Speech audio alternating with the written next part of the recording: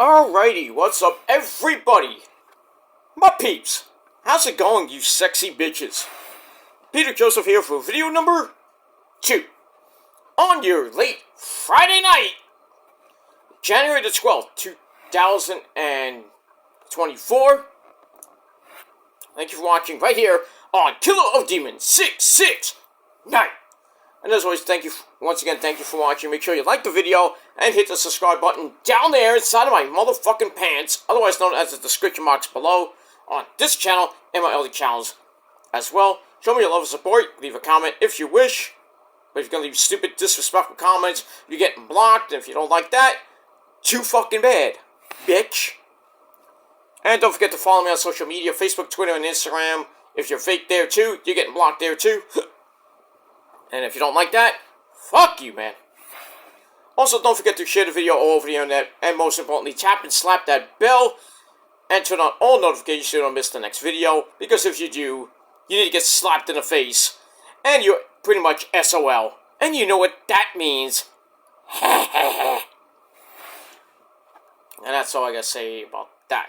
And if you're new here, well, welcome to the party, pal. Sit back, relax, grab a cold one. Or whatever you got. And, enjoy the shoe. Sit back, relax, and enjoy. And if you want more, hit the subscribe button, hit that bell, turn on all notifications, and you won't miss anything. And if you do, well, then, go back a video, or 2, or 3, or more, and, just try to catch up. Because it might be a test. But we'll see what happens with that. But that's all I gotta say about that. If you're new here, thank you for watching. Hit the bell to get more. Subscribe to this channel, my other channels as well. And leave a comment if you wish. And don't forget to smash that like button, stick it straight up everybody else's a-hole. Because that's where it belongs. And that's that. Alright, it's late Friday night. It's raining like crazy outside now. Pretty much gonna rain a little bit overnight, and then tomorrow and Sunday it's gonna be windy as fuck, and it's pretty damn warm outside. It's 50 degrees here in the Northeast, but that's it. After it's supposed to hit like 55, close to 60, you know, early this coming morning, and then down the drain it goes all day today, and then pretty much Sunday is gonna be like 40 degrees, and then the bottom really drops. Because it's gonna get cold. It is gonna feel like winter, and we're getting a big storm on Tuesday here in the Northeast. If you're in the New England area, you're probably getting more than us. But you know, the snow totals are every freaking day is changing. One says 6, one says 11, one says 2. Make up your minds! But we're going to get some significant snow on Tuesday. It's going to be cold enough for snow, so it's not going to mix or ice or anything like that. But it will be icy Tuesday night into pretty much the rest of this next week. And into next weekend, getting another storm, which is going to be a little bit less, about 1 to 3 inches on top of what we get on Tuesday. So that is not going to be gone until probably like Valentine's Day. So I hope you got your snow shovels out. I hope you got your winter gear out. You know, your mittens, your scarf, your gloves.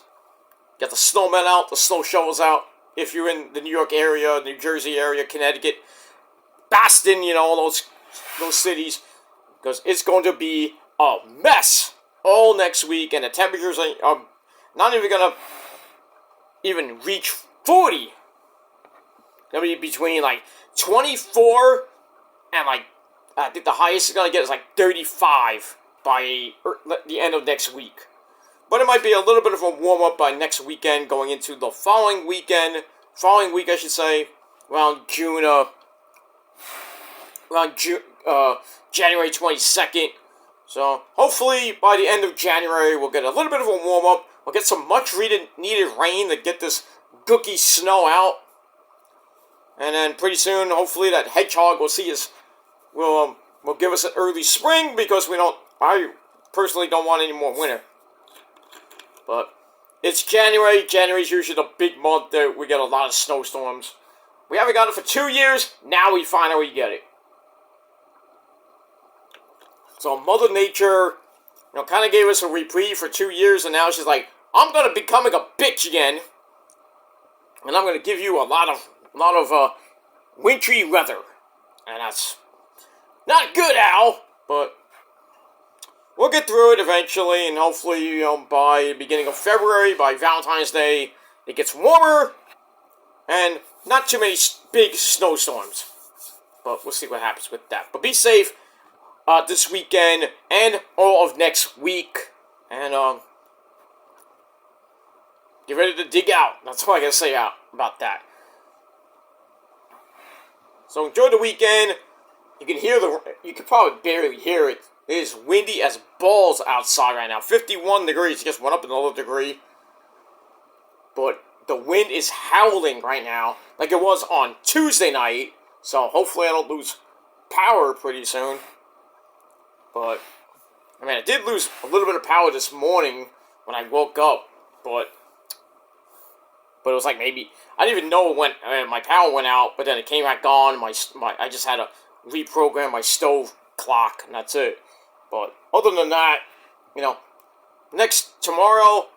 basically tomorrow and Sunday are going to be windy as what, and pretty much next weekend is going to be windy as crap. So it's going to feel like Chicago, the windy city. So what are you going to do? What are you going to do? I hate the winter. I hate it with a passion. But, better days are coming in the next 2 months. And hopefully we'll get back to warm weather by mid-April, maybe early May. And then by the unofficial start of summer, Memorial Day weekend, we'll hopefully get to 60 to 80, 90 degree weather. And we'll talk about bikinis for the ladies in their dong bikinis, showing all those big nuptious tatas and all that good stuff. But people going on vacation for the summer or just for a couple weeks. But baseball's coming back. It's gonna be good times. Good times coming in pretty much the beginning of March. For the next 6 months, my friends. So we got that. So stay tuned. Stay tuned for now. Alright, so on this late Friday night, January the 12th, 2024, if you're watching from somewhere else or tomorrow, or whenever you watch this, it is now January the 13th, 2024, just about at the midpoint of the first month of 2024. Kind of been up and down here in the weather department, but gonna be really bad next week as we hit the midpoint of the month already. And that's that. Alright, so on video number 2 on your late Friday night, it is time for your late night Smackdown and AEW Rampage reviews for January the 12th, 2024. Alright, ladies and gentlemen. Smackdown and Rampage. Well, Smackdown, not so great.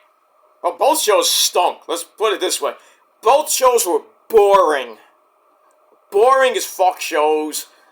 I should have just took a long as fuck nap. And then watched the replay, and I still would have went to sleep. But it is what it is. But I'm here to give you the review, because that's my job to do that. Alright, so let's start up with Smackdown. And Smackdown emanated from the Pinnacle Bank Arena in Lincoln, Nebraska. Yep! And it was snowing like crazy. I mean, Grayson Waller did a video. I was like, why am I here?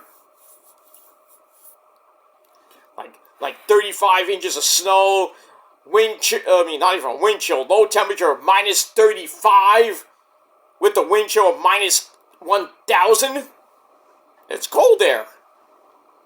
God bless the people that went to the show tonight. Might have been cold outside, but it was warm in the arena. But we have that. And our commentary team on Friday nights. I hope this changes pretty soon. We had Kevin Patrick Milov, the schmuck. And, not so, well, he's not a schmuck, but he's better than Kevin Patrick. That's Corey Graves. And that's pretty much it. Alright, we are two weeks away from the Royal Rumble, on the road to WrestleMania 40 in that shithole dump of a city known as Philadelphia, Pennsylvania. And we got that. Wasn't a great show. A little bit of storyline progression. Not that much. But there's some interesting things happening. We have Randy Orton on the show. AJ Styles. Fly. Trade. That's an insult. That's a fact of life. They're there. The Bloodline was there. Minus Roman, of course. He'll be back next week. But all in all, it was a pretty meh show. And that's it. Alright, so we start off the show.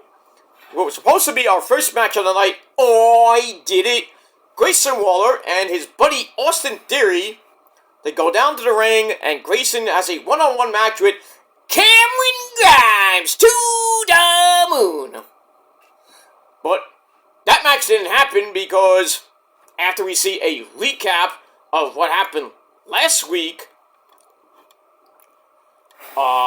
in that triple threat match between Randy Orton and his monotonous voice, Eli Drake, and the Lone Warrior AJ Styles, where basically the Bloodline attacked all three of them. Roman and company beat the crap out of everybody. And unbeknownst to Roman at the time, Nick Aldis went over to the wise man, my name is Paul Heyman, and said, I hope Roman's happy because now it's a fatal four-way match. And then we see the aftermath of that, which was not shown. Paul telling Roman that Mr. Aldis made the match a fatal four-way match at the Rumble for the title. So Roman's like, wise man, yes, my tribal chief, fix this. Gives him the title, yes, my tribal chief. So we're going to see if the wise man can fix this thing. I don't think he can, but we'll see if he can. Alright, so we get that, then we go back to the arena. Cameron Grimes is about to come out for his match with Grayson Waller, but he gets attacked by Jimmy Uso and Solo Mibuki, Solo Sikoa. Beat the fuck out of him. And Grayson's like, oh good, I don't have to do anything. Well, I'm gonna get out, I'm gonna just stay and watch this madness. So then Solo and Jimmy start heading to the ring, and Grayson and Austin are like, oh, we're gonna leave now. So WWE officials trying to break it up. That don't work. So then Paul Heyman, Solo, and Jimmy get in the ring. And the wise man is on the mic and says, we are not the bad guys. The bad guy is that villainous James Bond wannabe. Wow. Nicholas Aldis, who we see outside the ring. I'm like, why weren't you inside the ring? Anyway, so Paul says that Nicholas Aldis put Roman Reigns in a fatal four-way match at the Rumble, where it practically guarantees that we're going to get a new undisputed heavyweight champion of the world, and it will not be Roman Reigns. So Heyman says that does not make them the bad guy, but the bad guy in this situation is Nicholas Aldis. And then Aldis gets on the apron, takes the mic from Heyman, give me the fucking mic, and basically tells the wise man that this is not a conversation between to equals. Well, you're not on Paul's level there, Nick. Just saying. Anyway, so he says the Fatal 4-Way match at the Rumble is still gonna happen. It's a done deal. Basically not signed, sealed, and delivered. We get that next week in that contract signing. And you know what happens at WWE contract signings. So he says this is the second match in as many weeks that has been ruined by the Bloodline, and it's not gonna happen again. And he says that they're not gonna ruin the main event of tonight's show either, because they're gonna be in a 6-man tag team match against Randy Orton, AJ Styles, and Eli Drake. Well, Paul's like, well, you forgot, Mr. Aldis, that our tribal chief is not here tonight. Why would Roman want to be in snowy as fuck Lincoln, Nebraska? When he could be on the island of Relevancy is like 90 degrees. Just saying. So Nick is like, I know he's not here, genius.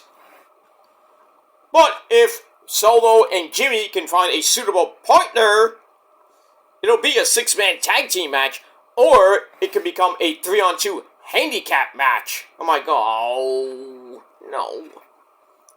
And really the Bloodline doesn't have that many friends in the back as it is, so looks like we're going to get a 3-on-2 handicap match in the main event of Smackdown. But we'll see what happens with that. So I get the first segment, 3 out of 5 stars. So actually the only good segment of the night. Well, there's one more, but we get that. Alright, so we'll move on with that. Alright, we go to break, we come back, we see the Wise Man, Paul Heyman, Jimmy Uso, and Solo backstage. They are pissed! And Paul tells them not to worry, there are people who want to join the Bloodline. Yeah, where are they? And he will find someone to team up with them later in the night.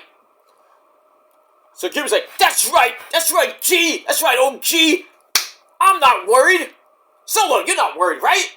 Solo's like, I'm not worried.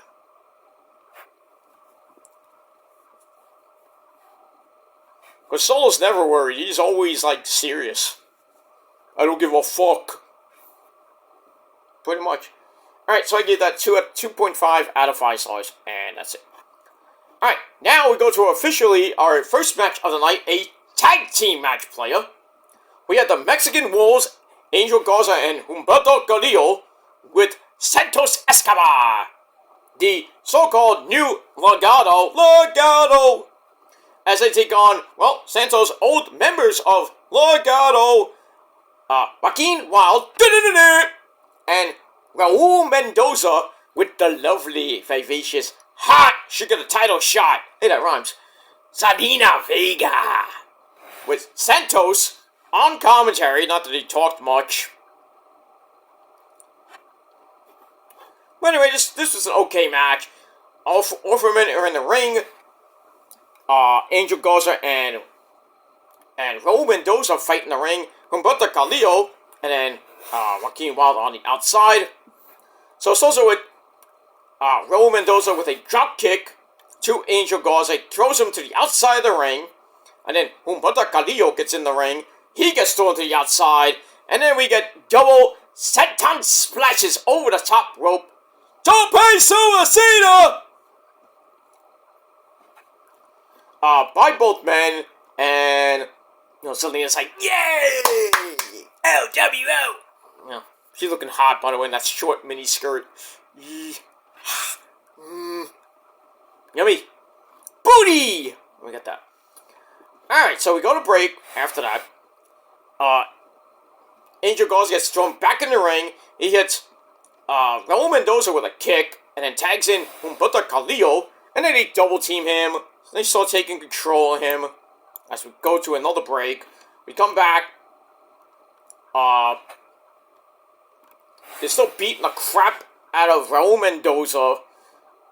Angel hits him with a DDT after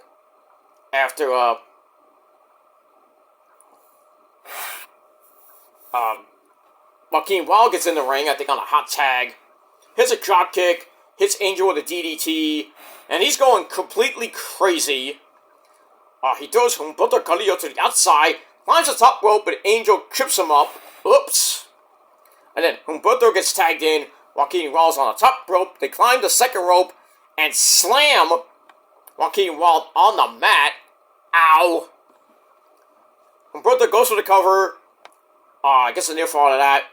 Angel Garza comes back in, and Joaquin Wild hits him with a poison rana onto Humberto Carrillo. That was a pretty sick move. Angel Garza goes for a spear, but Joaquin Wild moved out of the way, and then Raul Mendoza hits a drop kick onto Humberto Carrillo, who falls to the outside, and then Raul Mendoza goes on up to the top and dives to the outside with a corkscrew plancha. So when that's going on, Santos Escobar gets up on commentary, and he's kind of like arguing and stuff. And then we hear the music of "I spit on the face of people who don't want to be cool." So Carlito music hits, and he comes out behind Santos and beats him up, and they go into the crowd fighting. While in the ring, Joaquin Wild runs towards Angel Garza, but Angel rolls him up, holds onto the ropes, and the referee saw it, but he still counted the 1, 2, 3. You blind? No, let me say like Gorilla Monsoon. Are you blind? Pretty much he was. So, the Mexican Wolves get the win over the so-called version, well, the old school version of Legado. And that's pretty much it. So, what are you gonna do? So the match was alright. 2.5 out of 5 stars. But, Gordito came out and fought with Santos because he's not cool. Because Gordito spits in the face of people who don't want to be cool. And you people at home, some of you are not cool. So I will spit in the face of you people who are not cool.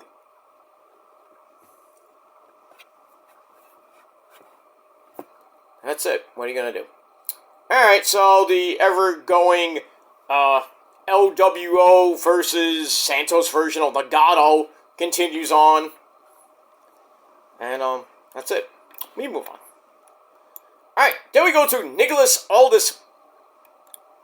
And backstage in his office. And he's with him, Carmelo Hayes. I guess he's the newest member of Smackdown. Well, sorta. And Carmelo's like, well, when am I gonna sign with Smackdown? And Mr. Aldis tells him that he's impressive. He's impressed him a lot during the United States title tournament. And then Austin Theory and I Did It, Grayson Waller come in and ask Nick, what are you doing tonight with the show? Well, obviously he's trying to get the show back on track, dumbasses. So basically, then they ask Carmelo, well, what are you doing later tonight? And Carmelo's like, well, I'm not doing anything. You want to fight? And then they say, oh, well, you're not on our level. And then Carmelo tells Grayson Waller that, well, I beat you twice, so I'm way above your level. And then Grayson says, well, I just wrestled tonight. Yeah, sure you did. And, well, I can't fight you right now, but my buddy Austin Theory will. So then Nick Aldis like, that's a good idea. Let's make that official. So later on tonight, we got Carmelo Hayes taking on Austin Theory, which feels like an Evolve match, because both of them were in Evolve. But it wasn't Carmelo Hayes, it was Christian Casanova, but it is what it is. And that's it. Alright, so I gave that 2.5 out of 5 stars. And we move on with that. Alright, after commercial, we come back. We see the LWO walking backstage. Santos, And Legato there. I don't know if we saw. I think we saw Selena somewhere. I don't know. Maybe she went to put on her makeup. I don't know. But they're there. Carlito's there as well. And then they run up to Paul Heyman, who stops Carlito. And he has a red apple in his hand and starts shining it. Shiny, shiny. Tells Carlito that he does not want Carlito to take this like Adam and Eve, but in the Garden of Sin. So he's like, Carlito, you teaming with Solo and Jimmy, that would be cool. So Carlito says, well, I want to fight, and I want to fight Santos Escobar, which would be more cool than your match, Mr. Heyman. So he takes the apple from Paul, and then he walks off. Because I guess he doesn't want to, spit in the face of Paul Heyman, because you know how the coronavirus is still going around again. This fucking virus. It was over, and now it's coming back like a vengeance. Great. Great. We're done with this 2 years ago. But still, people getting the coronavirus. I mean, my girl, Jessie Davin on Twitter got it. She was in the hospital for a procedure. She got out, and like 2 days later, she's back in, and she has COVID. But my prayers go out to you, Jessie, and hopefully you get better and can go back to living a normal life. But she's had a really, really, really rough life. If you follow her on Twitter, you know. If you don't, you should. But yeah, people still getting freaking coronavirus. Or as I call it, the fucking virus. People going to the hospital. But at least, we can handle it this time. I don't think it's like a new mutation or anything like that. People getting their booster shots. Or another shot. They maybe got one shot. And then they're getting another shot, like a booster shot. So they can combat the new versions and shit.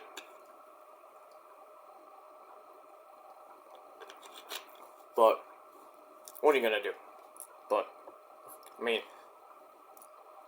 I got my shot almost 4 years ago, and I have never tested positive for the coronavirus. Same thing with the missus. We've both been tested numerous times, and each time it's negative. We have the antibodies, so we're good. We're good. I mean, we do get sick, but it's like normal sick. Like it's the winter, so we're getting like the flu-ish. I mean, we both got our flu shots, so haven't been that sick per se. I mean, I get my allergies acting up. So Rosa gets her aches and pains. I get my aches and pains. Because it's the winter. But thankfully, thank the Lord. Knock on wood, that we haven't got the coronavirus, and we hopefully never will. But we'll see what happens with that. But we move on. All right, so Carlito wants to fight Santos instead of teaming with Solo and Jimmy. So Heyman tells them the Apple and the tag team match are part of the deal. So they just walk off. And pretty much, Heyman's still looking. And that's it. We move on. Alright, so I give that 2.5 out of 5 stars. That's pretty much it. Yummy. Alright, after that, we see clips of my boy, Kevin Owens. By the way, wearing this shirt. Fight, Steen, fight. Back in the day. Just the breast cancer awareness one. I know it's February, but whenever breast cancer awareness month, I think it's February or it's September, whatever month it is. But I feel like wearing the shirt, so. Where we get that? All right, so we see clips of last week where Kevin won the United States title tournament after beating Santos, and then knocked Logan Paul the fuck out. So we get that. And then we get a impromptu video from that schmuck, Logan Paul. So he says, well, I'm not in Nebraska. Which, why would he be in Nebraska? And he says, I spoke to my lawyers because I got a black eye. Good. Very good. Kevin's cast could be a liability for their United States title match at the Rumble. But he says, I'm ready for the fight. But Kevin, are you ready to face me in a fair fight? Because if you show up to the Rumble with that cast on, then the match is null and void. Pussy! You're a pussy! You're a pussy! That's what you are, Logan Paul. You are a pussy just like your brother. That's all I gotta say about that. So I gave that 2.5 out of 5 stars. That's it. We move on. We're gonna get Kevin's response a little bit later. And we move on. Alright. Go to commercial. We come back. We have another segment. This time with the British strong style of Tyler Bate, the man with big thighs. That's what Issa says. Tyler Bate, and he meets up with Butch at a coffee shop, and Tyler tells Butch he saw his reaction when he showed up on Smackdown. I think it was last week. But we've been friends for years. I believe they were tag team champions at one point. But they fought in NXT UK for a while. But anyway, Butch tells him not to make him regret giving him that call to team up with him, since Ridge Holland is back in NXT. Sheamus is probably coming back at the Rumble. We got that. So he says the Brawling Brutes are in the past.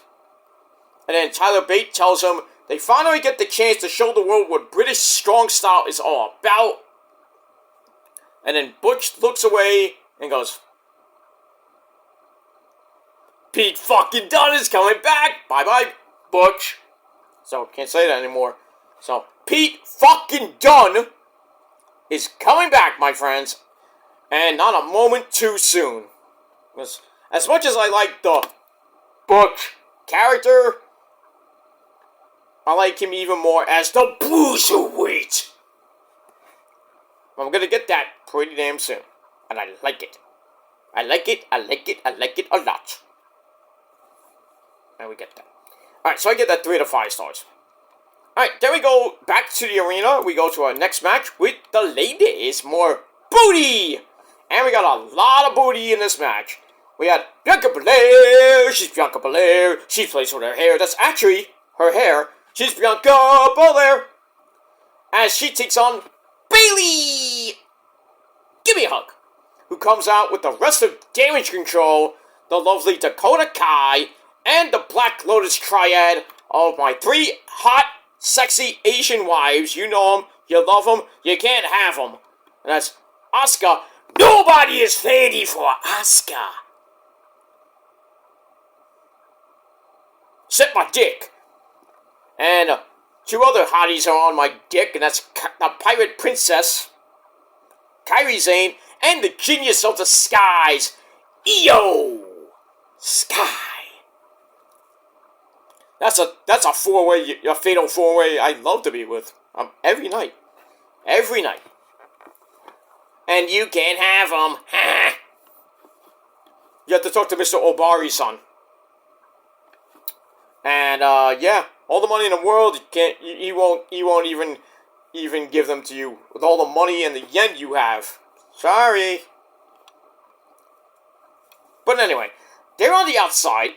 So this match was not great. I don't know why they did this match anyway. So it's also with Bayley taking Bianca down with a clothesline. Bianca comes right back, hits Bayley with a shoulder tackle. Then locks in a hammerlock circa 1921. Bayley gets to the ring apron, twists Bianca's arm around the rope. Ow. But Bianca gets out of it, hits Bayley with a takedown. Then Bayley goes to the ropes, Bianca with a back body drop. Then she hits Bayley with a moonsault. Goes for the cover. Bayley kicks out at 2. And then Bianca runs towards Bayley. Bayley with a boot to face. And goes for the cover. Bianca kicks out easily. Then she grabs Bianca, but Bianca picks her up and body slams her. Then she runs towards Bayley, but Bayley once again tripped her up. And then she goes over to talk to Damage Control. Well, the lovely ladies say what to do. Bianca runs towards her. Bayley trips her up, and then Bayley tries to distract the referee again. Talks to Damage Control, but Bianca goes for the KOD. Bayley lands on the ring apron, and then Bianca slams Bayley face first into the turnbuckle as she falls to the outside. Bianca then jumps over the top rope, lands on Bayley outside the ring. Not a big suicide dive per se, but it is what it is. So, go to the commercial, we come back. Bayley, as always, the heels come back during the commercial. Bayley comes back with a knee to the body, followed by a clothesline. And she's beating up Bianca. Bianca comes back with a shoulder tackle and a drop kick after hitting a spine buster. And then sends Bayley in the corner. Bianca stands on the second rope, hitting her with those right hands. 1, 2, 10. Bayley then trips Bianca on the second rope. Ow. Hits her with a running knee to face. Goes for the cover. Bianca kicks out at 2. Bayley then grabs Bianca's braids, because that's her actual hair, ties her to the bottom rope, and starts whipping the crap out of her. Running knee to face. Goes for another one, but Bianca somehow tripped Bayley, and she went right into the turnbuckle face first. She's like grabbing her face. And then eventually, Bianca unties herself, goes to the outside, slams Bayley face first on the ring apron, and basically, the rest of Damage Control just standing there looking pretty, not doing anything. I'm like, you're not gonna help? Okay. So then Bianca grabs Bayley. Bayley pulls Bianca, and she hits the ring post. Ow! And then Bayley runs towards Bianca, but Bianca grabs her and throws her into the ring post. Ow! And then Bianca throws Bayley back in the ring and slams Bayley into the turnbuckle again and hits her with a suplex. And Bayley gets back in the corner. Bianca climbs the top rope, hits her with those right hands once again, and then does a backflip, lands on her feet. It was a perfect 10! Bayley runs towards her. Bianca with a pretty good backbreaker, circa 1925. Goes for the cover. Bayley kicks out. And then Bianca tries for a slam. Bayley lands on her feet. Slams Bianca into the turnbuckle. And then Bayley runs towards Bianca again.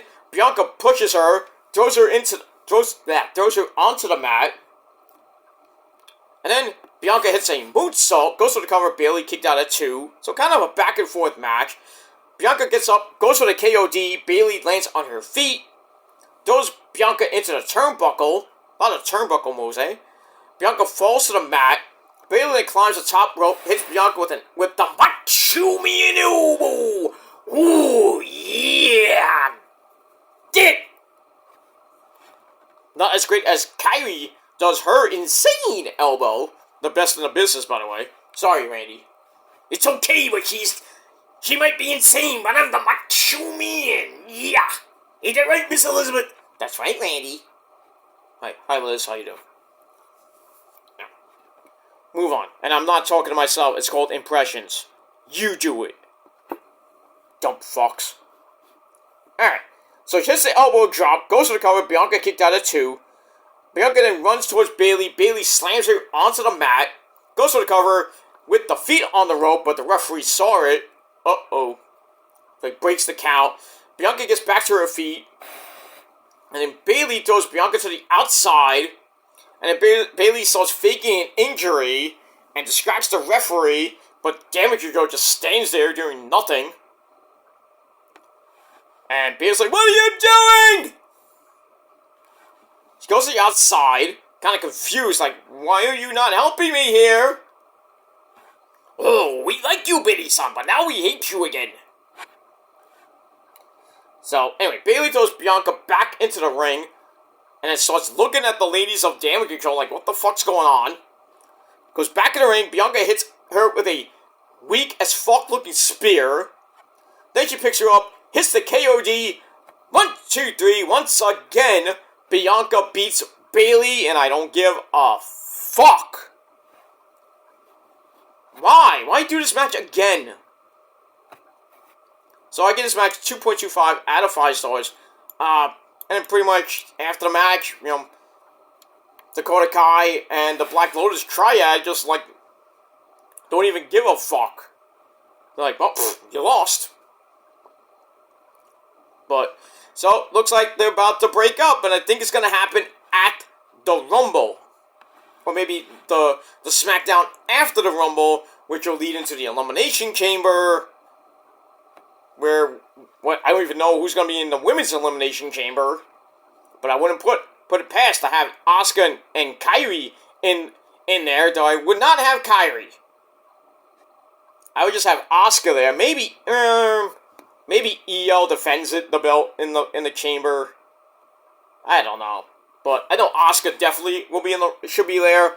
Kairi, I wouldn't do, but if she is, I would have her get eliminated probably first or second at least. Because, God forbid, she suffers another concussion. And it wouldn't even be Nia Jax's fault. It'd be you, Hunter. But, we'll see what happens with all that. But Bianca gets the win, 2.25 out of 5 stars. Alright, then we go to my boy, Kevin Owens. And he tells Logan Paul that they both know the cast is not an advantage. And even if it is, it's for Logan because he has a broken hand. But it's not going to keep him from being at the Rumble. And he understands what Logan is trying to do. He's trying to get in his head, stuff like that. Tells Logan, hey, how about you come on my show, the Kevin Owens Show, next week, and we'll talk face to face. And Logan gets to have the biggest honor of his miserable, horrible career. Well, miserable douchebag career by being a guest on the greatest show on Smackdown. That's the Kevin Owens Show. So, we got that. Should be some interesting stuff on the Kevin Owens Show next week. And, yeah, SmackDown's going to be looking pretty damn good next week. We got a women's tag team title match with the Dancing Queens of Casey Catanzaro and Kaden Carter as they defend the belts against Alba Fire and Isla Dawn. Can you say possible tag team title change?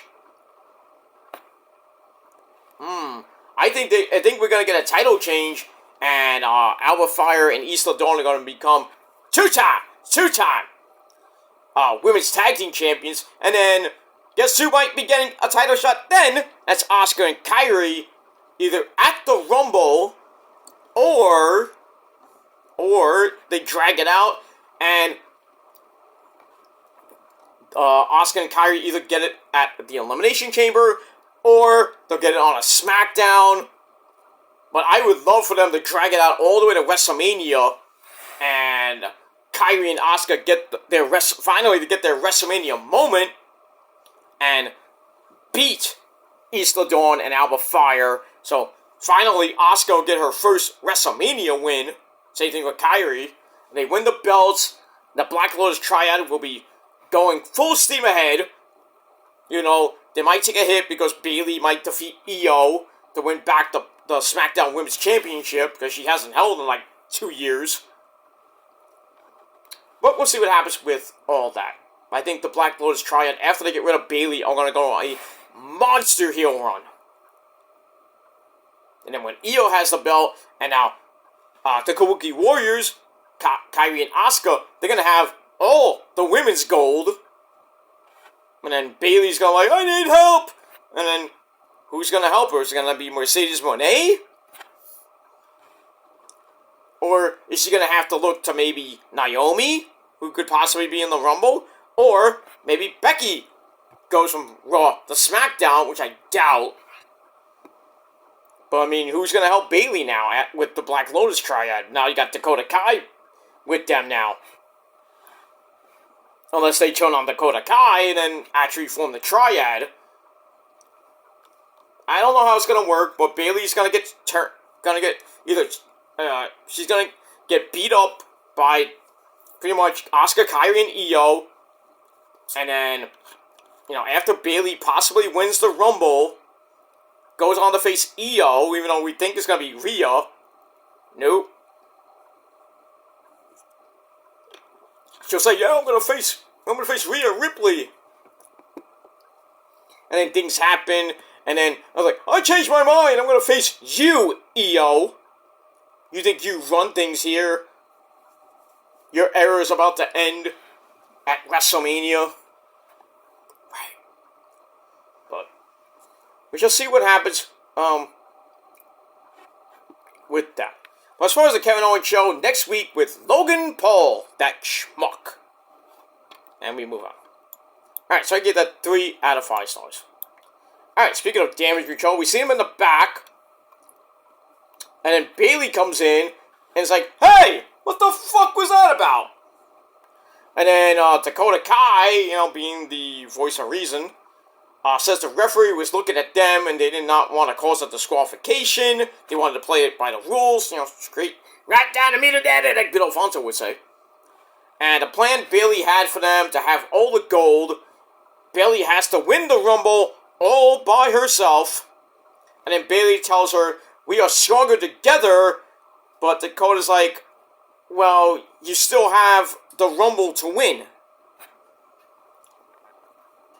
So, if you win the Rumble, maybe, damage control can be stronger than ever. If not, then you're fucked. And that's pretty much it. Alright, so I gave that 2.5 out of 5 stars, and that's it. Then we go back to the ring. We have Bobby Lashley and the Street Profits, Angelo Dawkins and Montez Ford, going to the ring, looking great in their suits from the Men's Warehouse. Our sponsor, as always, when you go to Men's Warehouse, you want to look good. Valentine's Day is coming up, guys. So, if you want to take your lady out to a nice romantic dinner, or whatever you want to, you want to take it to a nice nightclub, or a nice fancy dinner, you want to go to the movies, you want to take it to, a makeout spot, whatever you want to do, you want to look good, then go to Men's Warehouse, buy yourself a nice suit, nice tie, and some nice slacks, nice dress shoes, and then, take a shower, shave, at least look good. And then when you have the nice clothes in the Men's Warehouse, maybe, just maybe, for some of you, not all of you, but some of you, but for me too, you're gonna like the way you look. I can guarantee it, because I do buy my stuff from the Men's Warehouse. And I always look good, right, ladies? But for some of you, even if you got nice clothes and you still have to shave because you look like a fucking hippie or a rat, and you got get a haircut and look presentable. If you're lonely on Valentine's Day, and most of you will be, even getting a nice suit, going to the bar, maybe. Even if you get plastered drunk, and God forbid, some whore is there, plastered out of her mind, and, finds you actually attractive, takes you back to her place, or your hotel room, or her hotel room, and then, you do the nasty and everything. Just remember to wrap up the burrito. And, at least, finally, you'll get some actual real pussy, even though it doesn't kind of count, because, it's with a whore that's drunk. But, as we all know, drunk sex is the best sex. Absolutely. Absolutely. And if you fuck a chick that's plastered out of her mind, it could be a one-night stand, or, if she actually looks, hot for your standards, you want to wake up next to her, and then she's like, Who are you? Well, I don't know. Who are you? What are we doing here? Did we... Oh, fuck! Did you... Yes. Oh, good. I'm out of here. Well... Wait a minute, what's your name? Bartholomew.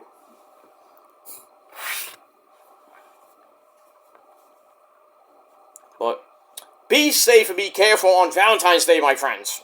Especially you guys out there. You know what I'm talking about. You want to get home, you take your girl to a nice dinner, nice romantic dinner, candlelight dinner. Take her to a nice movie, or whatever you're going to do. And then you come home, after a nice romantic dinner. You watch, you have a Netflix and chill night after that. And then next thing you know, you're laying down that pipe. But be respectful of the booty. Wrap up that burrito. Unless you have good pull-out game, then you don't have to worry so much. But if you can't kick out at 2, you're in trouble for 9 months. You might be in trouble. You might be. But just be safe. Wrap up that burrito, just in case. But I digress. Anyway, so Bobby Lashley and the Street Profits, now known as The Pride. That's a stupid name for a fucking group. So they come out. Bobby Lashley tells the Authors of Pain and Killer Cross that they tried to take him out last week and failed. Jumping them from behind did not give them the upper hand. And basically got them in a fight that they couldn't win. So Bobby says when he and the Street Profits have a problem with somebody, we take it to them face to face. And we don't hide. We walk down to the ring, roll up our sleeves, and we're ready to fight. So he's like, Killer Cross, also Pain, get out here! Right now! And then the lights go off. No, the House of Black did not come out. Not even Sabu even came out. But we see Precious Paul Ellering come out. He just stays there like... And then he looks at the Tron. Points to the Tron. And then we see a video from Killer Cross and the lovely Scarlett Bordeaux in her brunette hair. She's hot. They talk about how they are going to break people on the outside. And then Cross tells Bobby that him and his embarrassing Street Profits, ouch, are now on the top of their list. And who better to enter the dawn of the new era than two of the most dangerous men in the world has ever known. Vegeta and Goku? No. Well, actually, just Vegeta, because Goku's not that dangerous. But anyway, the Authors of Pain and the most sadistic person the world has ever known, Precious Paul Ellering, and he says, we are the final testament. And then the video cuts, and we see Bobby and the Street Profits in the ring, and they are pissed. So it looks like Killer Cross's new group with the Authors of Pain and Paul Ellering are now known as the Final Testament. Really? You couldn't come up with any other demonic name? Sounds like something out of the Bible, the Final Testament. It was like the Apocalypse. Couldn't call it something like Devastation? With some cool name? I don't like the name of it. I just don't. The Final Testament. It sounds like a finishing move. And that reminds me. Well, I did have Final in one of my as my finisher. It's a Final Cut. Not the name of a Pink Floyd album, by the way. That album sucks, by the way. The Final album, original album from the original members of Pink Floyd. After Roger Waters became a psychopath. And then him and David Gilmour, no relation, fought over the name Pink Floyd, and thankfully David Gilmour won. And then he proceeded to come out and like with Momentary Lapse of Reason, which is a banger album. Then Delga Sound of Thunder right after that, which was just a live album. And then the next studio album was Division Bell in 1993-94, went on tour with that. Then came Pulse, and then their final actual album, after some box sets and more live stuff, their final album, The Endless River, comes out, and that was the actual final album that Pink Floyd, the David version Gilmour of Pink Floyd, ever made. They're pretty much done. Richard Wright died, I think, in 2008. Syd Barrett died around the same time, maybe a little bit later. Roger and David Gilmour kind of patched things up momentarily, and they were on each other's. David was on a couple of Roger Waters' The Wall tours, which is still going on with that. So he did a couple shows in London, when he was on top of the wall doing Comfortably Numb, which is epic. That was kind of cool. And then David Gilmour went on his successful solo career again, coming out with On an Island and then Rattle That Lock. Great banger albums. And pretty much that's it. David Gilmour hasn't come out with an album since 2015, I believe. I mean, he has a couple of songs. I mean, Pink Floyd did kind of come out of retirement with that one song for the Ukraine war. And David Gilmour's doing something with another group. I don't even know what it's called.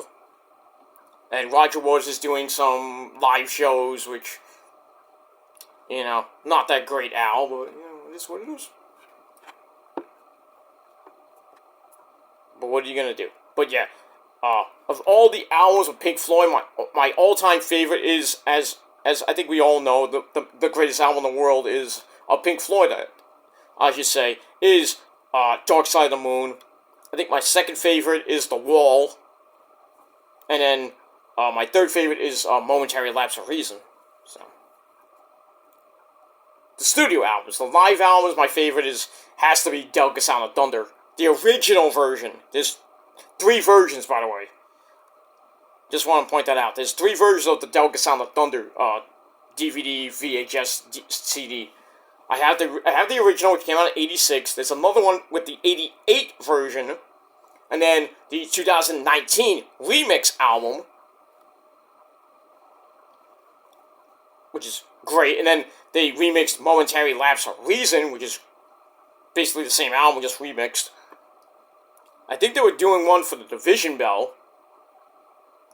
That would be cool to see, but I don't know if they're going to do it, or if they have done it. But it is what it is. Alright, enough about that. Alright, so the Final Testament and the Pride are going to war. And we'll see who wins that. And we move on. Alright, so I gave that segment 2.5 out of 5 stars, and that's it. Alright, then we cut to the back. We have the wise man, Paul Heyman. He's still looking for people to team with Jimmy and Solo. And who should come in and talk to the wise man, but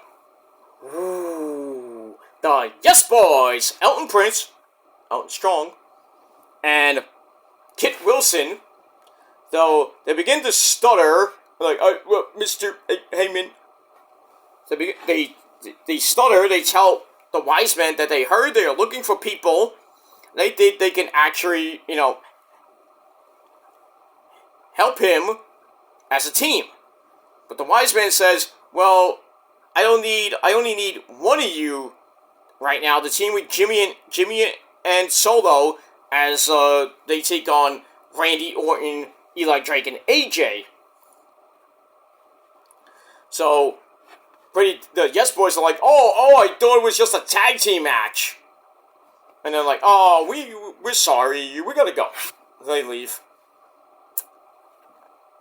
What are you gonna do? But seeing the Yes Boys, it's always fun. Yes Boys! Don't get that. Alright, so I get that 2.5 out of 5 stars. Alright, we go to commercial, we come back. We have another segment with Mr. Heyman. This time, Bobby Lashley and the Street Profits, are there. And Heyman approaches Bobby, tells him they have known each other for a very long time. And as a longtime friend, I could do you a favor and work out that aggression that he has so much, hatred for with the Final Testament by teaming up with Solo and Jimmy. But Lashley says, well, it's true, I have known you for a very long time, but the only time he wants to be in the ring with the Bloodline is when I'm standing across the ring from your tribal chief, Mr. Roman Reigns. And lose. So Lashley and the Street Profits walk away, and Heyman is pissed. Should have took him up on the offer there, baby. But we got that. So once again, 2.5 out of 5 stars for that. Alright, after that, we get to a little bit serious time right now. Carmelo Hayes taking on Austin Theory with all he did, Grayson Waller at ringside. Pretty decent match. Scary ending, as we all saw. So it starts out with Carmelo with a basic headlock. Theory gets right out of that. And then Theory with his own headlock. Carmelo gets out of it. Melo off the ropes, hits Theory with a drop kick. And then Theory pushes Carmelo away. He lifts Melo up, but Carmelo lands on his feet. Then a kick to the face. Theory goes to the second rope. And then Carmelo hits the fade away. And it was good. Theory goes on a ring apron. And Carmelo with a DDT. As we go to break, we come back. Theory with a drop kick. Melo falls to the outside. And then Theory goes to the outside, throws Hayes back in the ring. And he gets on the ring apron, goes for a suplex. Melo blocks it. And then he suplexes Theory back into the ring the hard way. And then Melo with an atomic drop circa 1912. And then a chop to the chest. So he's going crazy. Flying clothesline. Goes towards Theory, hits him with a face buster. Then he goes for the first 48. Theory catches him, places him on the top rope. And this is where it gets a little bit scary. Scary. Theory runs, jumps onto the second rope. Tries for a running Spanish fly. But it looked like they really botched it. And Theory lands on his head, awkwardly lands on his head and neck. Ugh. And Melo does a flip. Thankfully, he didn't land on his neck. But he landed on Theory's face as well. Theory lands on the top of his fucking head, and then Melo's like, pfft. Like, ooh. Damn. Both men look hurt. And then the referee checks on him and immediately throws up the X, signaling an injury. He calls for the bell wisely, and the match ends in a no contest. So the medics come over. They check out Melo and Austin Theory, both left under their own power, and reports say that both suffered facial contusions, but I don't. They didn't say anything about Theory getting a concussion, but they looked like they both got really fucked up, and it could have been a lot worse. And it's right around WrestleMania time. You don't want big stars like Melo or even Austin Theory getting hurt. I mean, now earlier tonight at the NXT house show in Dade, I think it was Dade County, or just Dade somewhere in Florida, Dade, Florida. Corey Jade suffered an injury. I hope it's not serious, because it looked like she was going to go into that 20-woman battle royal to see who faces Lyra Valkyria at Vengeance Day. But if it is serious, I mean, Corey just came off injury, and now she's back on the injury list. For how long? Hopefully not too long. That might throw a wrench into whatever plans Mr. Shawn Michaels had with her and the Women's Championship. And I thought that when she came back, she was going to go right after the title, win the title, maybe I'd stand and deliver. or maybe at Vengeance Day, but don't know the update on Cora, but hopefully it's not serious, and if she has to miss Vengeance Day, she'll probably have to miss it, and hopefully she'll be cleared in time for maybe a possible Women's Championship match at Stand and Deliver against Laila Valkyria, the lassie from Ireland. So now, well, who wins this Battle Royal coming up on Tuesday? That remains the question. And who's going to face Lyra at Vengeance Day for the belt? I would probably give it to Roxy. But now that Roxy has a mean streak, we could get heel Roxy going up against Lyra. I think that'll be a good match. Lyra will obviously win. And go to Stand and Deliver as the champ as we go into April on April the 6th in the daytime. And we'll see what happens with that. If Cora Jade can come back from her injury in time, we'll see. But if not, and it's a long-term injury, that sucks for Cora Jade. She just came back, and not even a month into her return, she's back on the injury list. That sucks. But, injuries are real, ladies and gentlemen, because, you can say wrestling is fake, but the injuries are real. It's still real to me, damn it!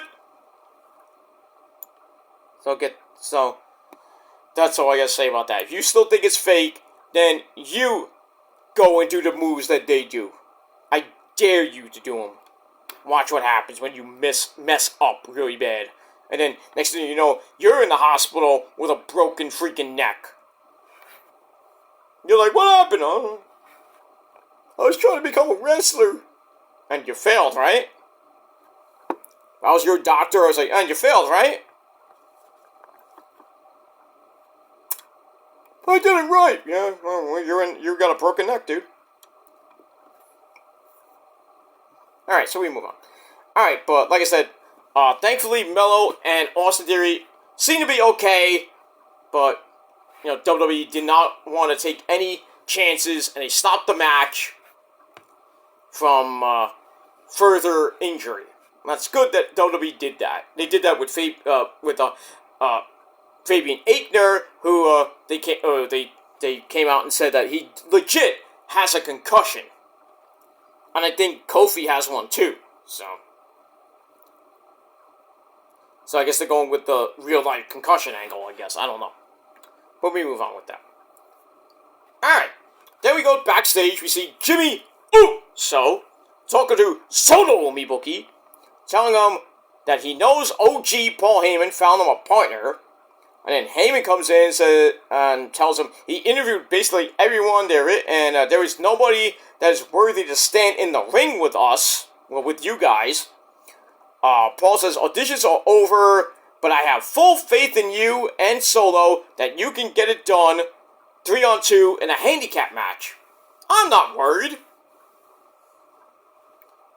So Jimmy's like, well, I'm worried. And then Solo looks at Jimmy, and he's like, I'm not worried. And then he walks away, and then Jimmy's like, well, Solo isn't worried. I'm not worried. No yeet. Yeet. No yeet. Alright, we got that. So I give that 2.5 out of 5 stars. And that's it. So it looks like we got a 3-on-2 handicap match. Or so we think. But I'll get to that in a minute. Alright, after that, we find out next week a contract signing for the Fatal 4-Way match for the Undisputed title will take place. We got Randy Orton, and it's not this voice, Eli Drake, that's an insult, that's a fact of life, and AJ Bad Hair Styles. And our tribal chief, hope you ones, acknowledge him, Roman Reigns. So they're going to have a contract signing in the ring next week.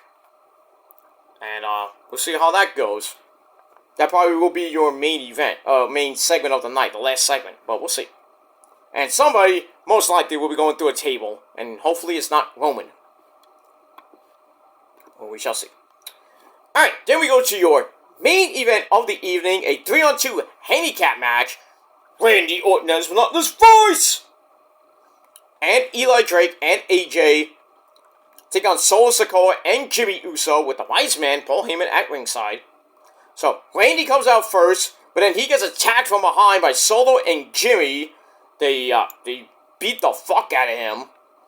And it looks like it's going to be a traditional tag team match. And that's it. We see Randy walking to the back. So might have an injury. Maybe he can't continue in the match. So it's going to be a tag team match, player. So we get all that. And they kind of go back and forth for a while. You know, both teams get the advantage. Eventually, Randy comes back into the match after the Bloodline was basically whipping the living crap out of AJ. So Randy's music hits and gets on the ring apron.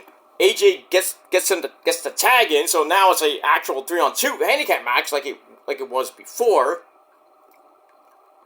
AJ comes in, clotheslines Jimmy, knocks Solo off the apron, and then it's vintage Orton hits that snap power slam on the Jimmy. Jimmy rolls onto the ring apron. Orton hits the Demon DDT. He calls for the RKO, the Gilmore Kata. Jimmy rolls him up for a near fall, and then Jimmy hits Randy with a super kick, but Orton comes right back with the Gilmore Kata. Bang! Goes for the cover once again. He picks up the win as Jimmy once again eats the pin. And that's pretty much it for that. Alright, so Randy Orton, Eli Drake basically really didn't do much in the match. And AJ get the win over Solo and Jimmy. The match was alright, gave it 2.5 out of 5 stars. After the match, Solo Mibuki gets in the ring, attacks Randy after the match. But then AJ comes in, hits Solo with a phenomenal forearm. And then Eli Drake, not to be outdone, hits Solo with a BFT. And then we see Eli and AJ arguing in the middle of the ring. Randy, is somewhere around. Solo gets to his feet, but Orton stops him and hits the Gilmore Cutter. Then he rolls to the outside, grabs Jimmy Uso, hits him with some uppercuts. And then AJ goes to the outside, hits Jimmy with a right hand. Orton grabs the steel steps, hits Jimmy with them in the head. Ow. And then AJ throws Jimmy over the barricade. And then Orton does some maintenance, clears the announcer's table. And him and AJ lift Solo up onto LA Knight's shoulders. And they basically do a Shield-style power bomb on Solo through the announce table. And then we hear Randy say, forget that fat piece of crap, or something like that. I was like, damn, Randy, be easy. And then we cut to Paul Heyman, grabs his phone, he's like, call Roman Reigns. And that's it, and Smackdown goes off the air. Alright, so it was a pretty decent main event, 2.5 out of 5 stars. But overall, SmackDown wasn't a great show, Al, and I gave it a paltry 6.25 out of 5 stars. 6.25 out of 10 stars, and that's pretty much it. What are you gonna do? It wasn't a great show. Hopefully next week will be better. We got Kevin Owens and Logan Paul in the ring for the KO show. We got Isla Dawn and Alba Fire taking on Casey Catanzaro and Kaden Carter for the women's tag team belts. And we got that contract signing with Roman, Eli, Randy, and AJ. And we'll see what happens with that. And much more next week on SmackDown. And,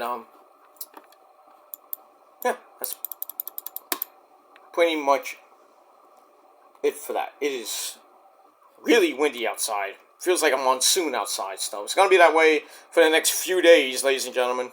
So, batten down the hatches, chain up everything you got, because, I mean, hopefully you don't lose power, in the next few days, next week, basically, because, it won't be fun with those low temperatures, and hopefully if you have your heater will be working, and, if not, your pipes may be, frozen solid, and it's gonna take a while for the pipes to get back. And if you don't have hot water, you can't really take a shower, so you're gonna have to bathe yourself in hot water. You're gonna have to do it an unconventional way to shower and everything until the pipes unfreeze. Hopefully they don't break, because that'll be really bad.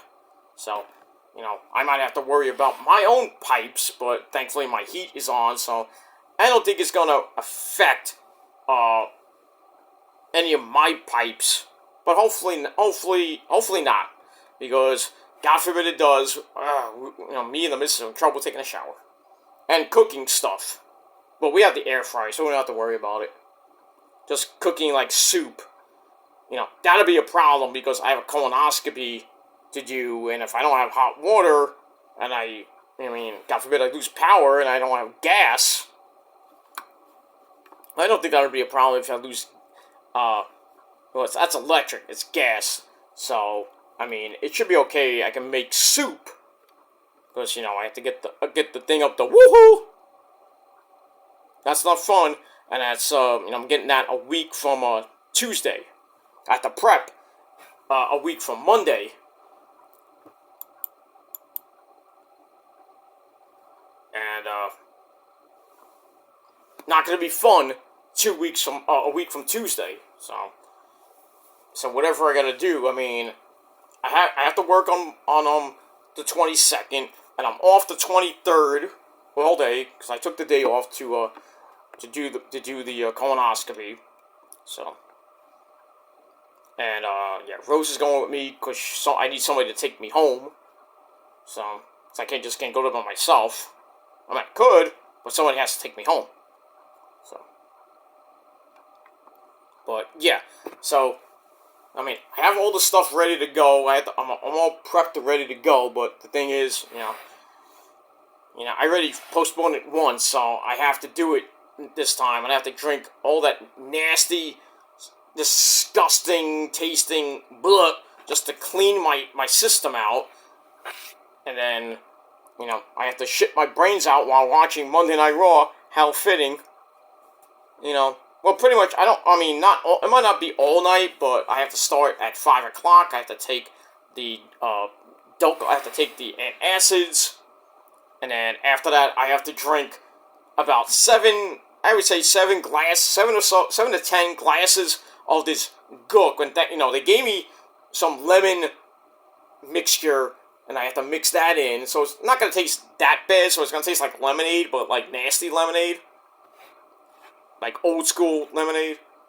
So, at least it'll take the funk out, but still, it's gonna go through my body, and every 15 minutes I gotta drink a glass. So it's gonna make me go to the bathroom and pee a lot, but then eventually, after 8 o'clock, it's gonna make me poopy a lot. So, and then, I can't eat anything solid, so I gotta have, I can drink soda, which is weird. That's on my sheet. I can drink soda, mostly water. I can drink water all the way, and soda, or apple juice, or I can drink a mixed drink, but it can't be red, which sucks, because I have red drinks. I do have some lemonade mix. I can maybe make some lemonade. Or just have some. I have some extra Gatorade around. I have some. I think I have blue Gatorade. I have some blue and yellow Gatorade. So I can have some Gatorade. Or I can just go to the store, like the weekend before, and get like a big bottle of Gatorade. I can drink a couple bottles during the day. but I can't eat anything. I can eat, but it has to be like Jello. Like not. I don't think I can eat pudding, but it has to be like Jello. So I'm gonna see if I can get that next weekend at the supermarket. So at least I have something to eat in the morning, and then I can have something to eat in the after. I can make some soup in the afternoon, and then I can make some soup. We can drink some stuff, and then have soup for my sensible dinner, like around, after I drink all this stuff up, probably have my dinner around 9 o'clock, and then after that, I can have maybe a little bit of Jello for dessert, and then go to bed, because I have to get up in the morning, and I can't eat anything in the morning. I can eat stuff probably after my procedure, and after that, I mean, I'll be knocked out, but then, afterwards I can go home, I can have a nice, sensible meal, and then a nice, sensible dinner, get a lot more rest, because I'll be knocked out from the anesthesia, after they, before they put the thing up my woo-ha, and then I gotta come out of the anesthesia, and I gotta know where the hell I am. So I'll be there, I'll be in the place where I'm getting the procedure done, probably for, I'd say, maybe 2-3 hours at most, but it's supposed to be like a short thing, like about a half hour to an hour, because they gotta, you did the prep already, they gotta, you get there, they put you in the clothes and stuff, you gotta change and stuff, then they gotta sedate you, they gotta wait till you're knocked the fuck out, because they don't want to put that thing up your butt, and you're like, woo! At least take me to dinner before you do want to do that shit. But in any case, it'll be over in about a half hour to an hour, and then you have a pretty nice sleep, and then afterwards you come out, and then they give you some extra time, and then you wait in the recovery room until you're pretty damn good, and then you go home, and then you can take another nap, because you might still be a little bit drugged up, and then go get something to eat, take a little nap, and then get up later in the night, or later in the day, in the evening, and you can watch some NXT, have a great sensible meal, and then you're all ready to go. You know why? You don't have to get another colonoscopy for a while, unless the doctor tells you to. But when you hit your 40s, the doctor's going to tell you, you're going to have to get a colonoscopy, my friends. It's not fun. I don't even want to do it. I had an endoscopy, and that's not fun either. Instead of getting up your butt, you get it down the throat. But you're asleep. And then you wake up, and then, it's pretty much over. You go home with your escort, or whoever you go with, your parents, or your girlfriend, or whatever. But yeah, I have to go get it next week, which is not going to be fun. Not next week, the following week, which is not going to be fun. Yeah, so, but I'm gonna get it done. I might talk about it on my NXT review. I already informed Issa and the gang on her and Wrestling Inc. Everybody, they're supporting me, and they'll support me the night before, and then I might show up in the chat that night after my colonoscopy, just to know how I'm doing and everything. But I may or may not be in the chat. I'm not even sure yet. But all right, enough about that bullshit. So sorry that I went off on a little tangent. But all right. Now we're gonna get to Rampage really quickly. And Rampage, was Rampage. And it came your way from home base, Daly's place, for Homecoming Part 2. So we had the man behind the mask, Excalibur, Tony Schiavone, my good friend, and maybe yours, maybe not, and the legendary man himself. How you doing, JR?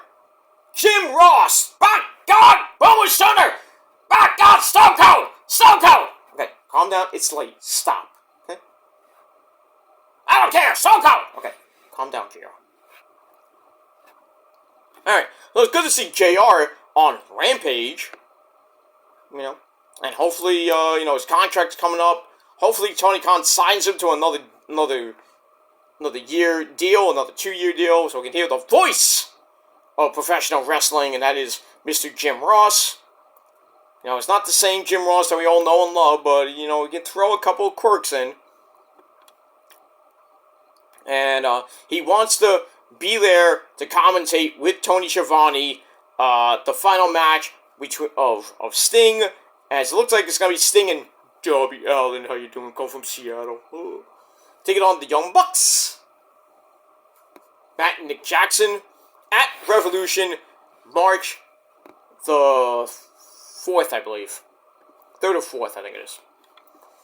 Hopefully, but I think Tony Khan, being a great man that he is, he will re-sign JR to possibly another 1 or possible 2-year deal. But knowing JR, he's getting up there. He's close to his 70s now. I don't know how much more he's got in the tank. This might be his last actual. Sorry, take off my shoes. This might be his last hurrah and his last actual contract ever. And after he goes, his health's not great. With that skin wound he has on his leg. But he's getting up there in age. Eventually he's gonna retire for good. And he's already in the Hall of Fame. So that's good with his good buddy Jerry the King Lawler. So, but hopefully we got another few years with JR, and we'll see what happens with that. And we move on with that. All right, so that's your commentary team, and that's it. All right, so we started off Rampage with match number 1 for the AEW Triple Crown Championship. We had the champ Eddie Kingston defending the belt against the Ring of Honor Pure Champion, the man we don't like at all. That's Wheeler Yuta. It's a pretty good match. Back and forth they went. We're going to get near the end.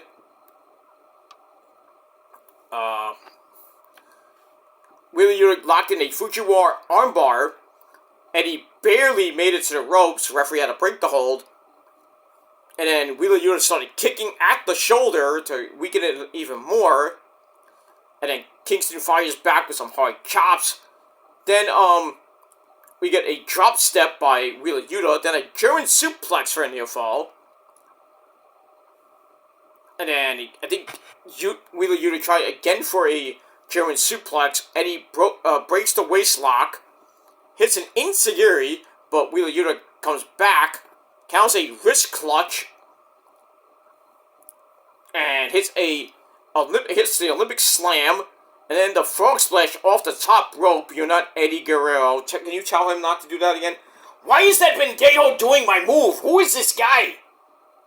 Who's this guy? Who's this Wheeler Yuta guy? Yes, Beto.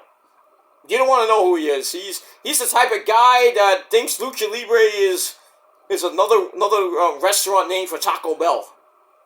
Oh, that means he sucks there, right? Like Mr. Gimon. Yeah, pretty much, Eddie. He's a Bendejo, like your buddy Rey Mysterio. Ah, I see. Because Wheeler Yuta is the type of guy that just sucks. Alright, so he hits a frog splash off the top. Then he locks in a Kimura lock. Eddie somehow forces a rope break.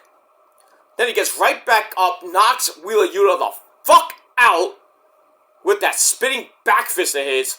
Then he hits the Saito suplex, but Wheeler Yuta gets right back up, like he no-sold it, and Eddie kicks him with another spinning back fist. Then he finishes off Wheeler Yuta with the Northern Lights bomb. 1, 2, 3, still your reigning, defending, Triple Crown champion of the world, Eddie Kingston.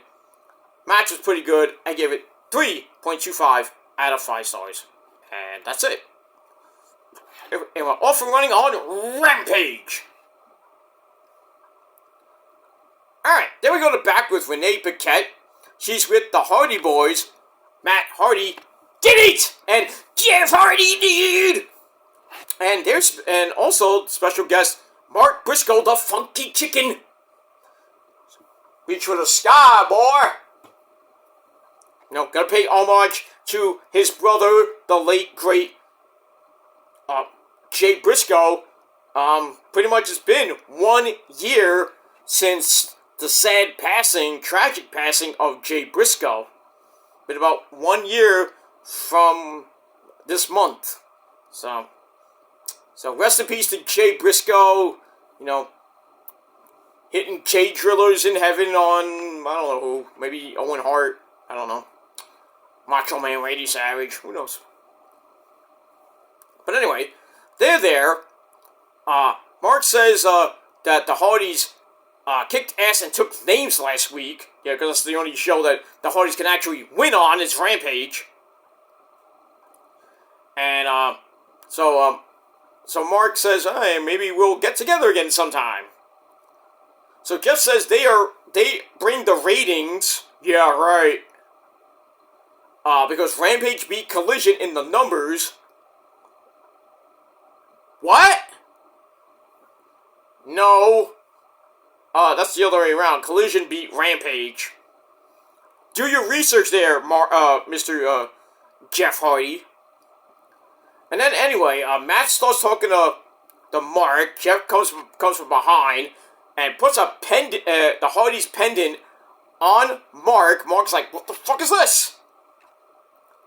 And they were talking about going for the Trios Championship, whether it be the Ring of Honor or the AEW version. See what happens with that. I guess Mark is down with that, but we'll see what happens with all that, and we move on. Alright, so kind of weird segment, but I still gave it 2.5 out of 5 stars. And that's it. Alright, match number 2, we go back to the arena in Daly's Place in Jacksonville, Florida. Match number 2, we have Matt Sydal. Namaste. Taking on, well, it's time to dance, my friends, as Prince Nana of the Mogul Embassy. As he comes out, and he brings out Swerve. I swerve when I drive, and swerve when I drive. So, the man, Swerve, comes out, takes on Matt Sydal. And Sydal got a couple moves here. Look for a victory roll near the end. And after Swerve missed the Swerve stomp, Sydal looks for the victory roll. Swerve holds on and muscles Matt Sydal up, drills him with a JML driver. 1, 2, 3. Swerve gets the win. Match could have been a lot better, but still, respectfully, 2.5 out of 5 stars. That's it. Swerve continues his hot streak and a possible showdown with the AEW World Heavyweight Champion Samoa Joe. But certain Hangman might have something to say about that. And also, another guy signed for the man, Hook. Hook, ladies and gentlemen, he's fighting Samoa Joe this Wednesday night on the program for the AEW World Title. I think it's a little bit too soon for Mr. Hook. And I think Joe is going to kill him, per se. And, yeah, that's pretty much it. And that's it. Alright, so Swerve continues his winning ways, 2.5 out of 5 stars. And that's it. We move on. Alright, after that, we go to match number 3. Women's action in the dreaded death slot. We have Queen Amanada, that's Sky Blue's bitch, for those of you who don't know. She takes on the hottie from Japan, no, not Asuka, Kairi, or Io, the other one, and that's Hikaru Shida. Pretty much a good back and forth match. Shida tries for the Falcon Arrow. Queen Amanada backed out of it and hits a punt kick on Shida, and it was good for a near fall. She goes up top, looks for the best moonsault ever. Oh, stop! You're not Tiffany Stratton, please. Please, no. Nobody does that. Only Tiffany Stratton. Okay. Daddy! What? Yes, Sunshine, what is it? Why is this bitch doing my move? I'm only supposed to do that move, Daddy. I'm gonna go after her and kick her ass. Well, first of all, Sunshine, you can't do that because she's in another promotion. If she came to NXT, you can do that. Right now, you still do the prettiest moonsault ever, Sunshine, and you do it well. Thank you, Daddy, but I'm still mad at that bitch. Okay. Calm down. You're already mad because of Fallon Henley and what she did to you. I hate that bitch. I'm gonna get her, Daddy. Okay. Calm down. Calm down. We'll go to the mall tomorrow. Okay, good night, Daddy. Right, good night. When she's mad, she's mad. I'm her daddy. But we move on. Alright, so Hikaru Shida wins the match. After Queen Aminato goes for the BME, Shida rolled inward. Anyway, then she hits the running knee to face. Then the Falcon Arrow for a near fall, because you usually don't win with a Falcon Arrow. Then she hits the Katana. 1, 2, 3, that'll do it. Hikaru Shida gets the win. And the match gave 2.25 out of 5 stars. That's pretty much it. So Shida back to her winning ways. And that's pretty much it. Alright, Alright, before the match, for the main event, we go to Renee Paquette in the back. She has Paige, Saraya Knight, and Ruby Soho in the back without Harley Cameron. I wonder where she went. That's where she went. Go there, and then, Paige is they're talking, and, she's like, you're my best friend and everything, I always got your back and everything, and then she backs away. We see a video on the screen of Angelo Pucker. He's somewhere in the back. He runs up to Harley Cameron, and they kind of meet up, and then Harley grabs Parker and kisses him. Uh-oh. And then we cut back. Paige is like, I'm sorry that I had to show you that.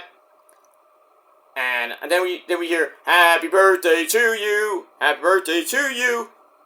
So it's, Ruby's birthday, even though that was like about a week or so ago. A little bit late there. So Parker brings in a cake. And then Ruby sees him and then smashes the cake right in his face. And I think she says, you're a piece of shit. Says, get out of my face. And he's like, what the fuck did I do? And then he sees the freaking video. And then Renee's like, you son of a bitch. So, yeah, Parker cheated on Ruby with Harley Cameron, even though it looked like Saraya Knight set up Ruby to fail and, kind of get her away from Angelo Parker and everything. Because, even though they're a real life couple, but, that's really why she's been losing as of late, because her head's not in the game. Her head is pretty much on Angelo Parker's dick. But, I digress on that. So, there you go. So, Paige, kind of, sets up Ruby and Harley Cameron does her job basically, and gets a good old lip lock on Angelo Parker. Lucky guy, huh? Should have been me, but I wouldn't have pulled away. Sorry, Zion Quinn. If she would have pulled me in for a kiss, I'm freaking going to town. I don't care what the people say. Hey, we're supposed to be acting here. I'm like, damn, you kissed me so good. What am I gonna stop? I don't care if you're married. But it is what it is. So we got that. So, bad boy there, Angelo Parker. Bad boy. When we move on with that. Alright, so Angelo Parker, well, he had cake on his face and still went into the main event as he teams up with Jake Hager, Weed, the people, and Daddy Magic, Matt Maynard. Do you want to know? Do you want to know what makes Daddy Magic's nipples hard? You can ask him yourself on his podcast, only on YouTube, and on other platforms. But that's that. All right, so the remnants of the Jericho Appreciation Society, they take on the Dark Order of a man that's not really evil, Evil Uno, and the Beaver Boys, Alex Reynolds and Johnny Hungee, along with -1, who, he grew a little. He's not so much smaller than -1. He's like -1. He's growing. He's like, what, 11 years old now? He got involved in a little bit as Hager got in his face, and -1's not gonna back down from a fight, because he's a kid. I'm not scared of you. I'm gonna kick you in the balls. So really, nothing happened. They go back and forth. -1 got involved again as Hager grabbed the Patriot lock, the ankle lock, but -1 has Hager's bucket hat, the purple hat, and then Evil Uno hit Daddy Magic and Angel Parker with a double clothesline on the outside. Hager eventually gets his hat back, but then it gets clotheslined by Johnny Hungee, and then the hat goes flying again, and then -1 grabs the hat, like, I get the hat again, look at me! And then an Enziguri in the corner leads to the triple threat finisher, roaring elbow, stunner, German suplex combo by the Beaver Boys, and Alex Reynolds jumps on top with a forward roll pin. 1, 2, 3, the Dark Order get the win in a Brody Lee tribute match, and obviously the Dark Order get the win for Brody Lee and -1, and that's pretty much it. Great to see -1, because they kind of live around the Jacksonville area now. I think they still live in Florida now. And, it is what it is. They're getting a lot of help from Tony Khan. They have a fund set up for Brody Lee, so they're getting a ton of money coming in for Amanda and -1 and his brother. So, but been pretty much almost 4 years to the day that the Exalted One, Brody Lee, made his debut in AEW. It's been 3 years since his passing. So, great to see these tribute matches in honor of Brody. Anna Jay won that 8-woman tag team match on Dynamite. There was a 8-man tag that we saw Orange Cassidy, Preston Vance, Edge, and Dustin Rhodes win over basically the Mogul Embassy and Lance Archer. So Brody was, if Brody was alive today, he would have loved those matches. But, then again, he might have took the paper out, like, who the fuck is Griff Garrison? Ah! Smack Evil Uno in the head with it or something like that. But, but we always remember Brody Lee, you great man, you, hanging out with Bray Wyatt, who might be in the Hall of Fame this year. We'll see. But there is plans to maybe do something with Bray Wyatt for a possible future Hall of Fame induction. Hopefully, I'm hoping it's this year. If not, hopefully next year. But, we'll have to see after the Royal Rumble when the inductees are announced. But I would definitely put Bray Wyatt and Brody Lee first. Or maybe just the Wyatt family in. The entire Wyatt family. So Bray Wyatt will get in, but not as a solo, and not solo yet, unless they want to do that at a later date. Put Bray Wyatt in solo, but, because they kind of did that with Undertaker and Kane. I don't think Undertaker and Kane, as the Brothers of Destruction, are in. I could be wrong on that. I know Undertaker's definitely in. We all knew that already. Kane is already in. But I don't think the Brothers of Destruction together are in the Hall of Fame. I could be wrong, but if they are, let me know. And that's pretty much it. But Brody would have loved these matches, and just sad that he passed away a couple years ago. But we'll always remember him. We'll always remember Bray. His anniversary is coming up, I believe, in in August or September of this year.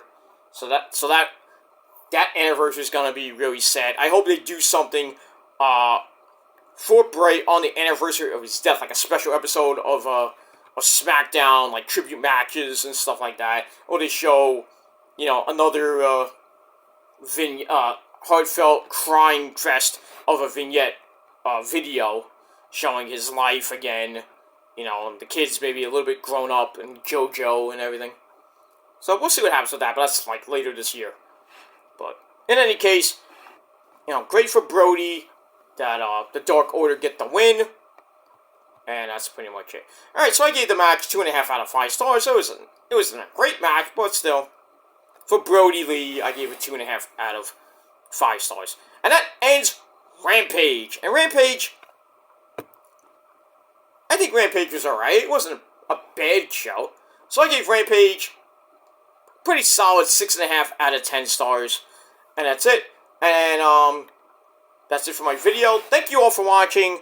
So, just to recap, 6.5 out of 10 stars for Rampage, 6.25 out of 10 stars for a very mediocre Smackdown, and that's pretty much it. So I'm going to get out of here right now. I'm going to go to sleep.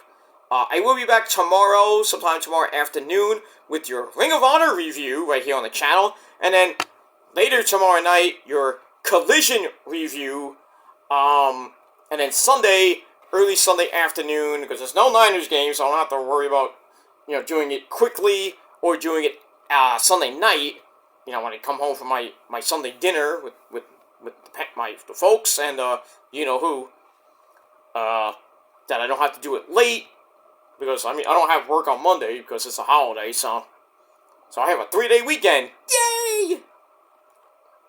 And I get paid for the holiday pay, too, haha. Time and a half, my friends. Time and a half. That's what you gotta love. You gotta love that holiday pay. And that's pretty much it. So if you're off this weekend, you're off on Monday, good for you.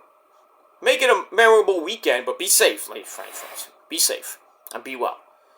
Alright, so I'm out of here. Thanks for watching. Check out my other video I did earlier today about Roman Reigns and The Rock not happening, their match, not happening at the Elimination Chamber, and the rumors that The Rock could win the Royal Rumble, or possibly show up after the match, after the Fatal 4-Way match. If Roman wins, maybe they have The Rock and Roman confrontation in the ring. And that leads to SmackDown and going to the Elimination Chamber and all that shit, what might happen there.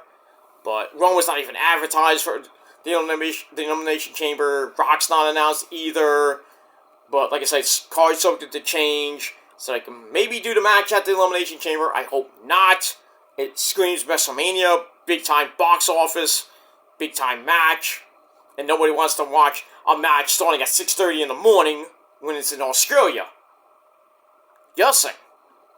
Just saying. And then, what's going to happen with Cody? What's going to happen with him? And all that, and a little bit of, wrestling news of the day, and that's pretty much it. So check it out. Link will be down below in the gobbledygook. And that's pretty much it. So I'm out of here, guys. Have a great weekend. Be safe. Like I said, if you're living in the Northeast or in the New England area, it's gonna be really windy. Rain has sort of stopped right now, but it's gonna be really windy all day tomorrow into most of Sunday. And then next week, it's going to get really, really, really cold. The first Arctic blast of the year, of the winter season. Going to be like 24 degrees as a high, 14 degrees or less as a low, with the wind chill at 0. Really. So bundle up next week. It's going to be a mess. snow in the forecast on Tuesday. Hopefully not a lot.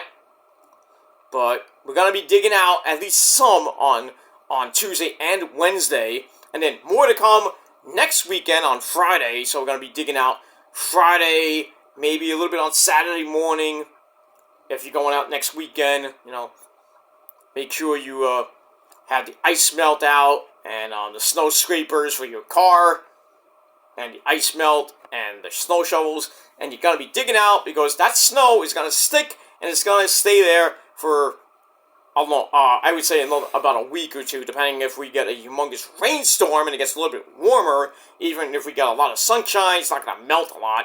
It's going to refreeze at night. So whatever does melt, it's going to refreeze, which sucks. So yeah, so the next couple of weeks are not going to be so good out here in the Northeast, but that's the way it is. It's winter, ladies and gentlemen, the midpoint of January, and pretty much almost getting the third week of winter.